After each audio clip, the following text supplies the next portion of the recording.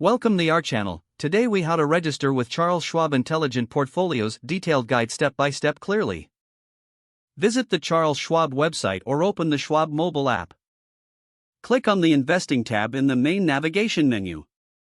Select Intelligent Portfolios from the drop-down options. You will be directed to the Intelligent Portfolios page. Click on the Get Started button. Begin by entering your email address and creating a password. Read and accept the terms and conditions before proceeding. Click Continue to move to the next step.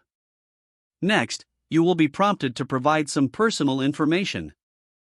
Fill in your full name, date of birth, and address. Indicate your social security number for identity verification. Proceed to click on Continue again. The next step involves answering questions about your financial situation. Provide details regarding your employment status and annual income. Indicate your net worth by showing your current assets and liabilities.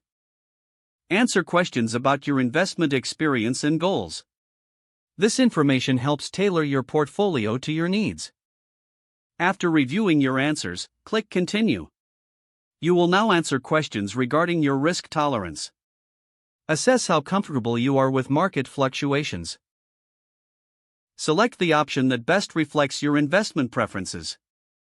Once done, click Continue to finalize this section.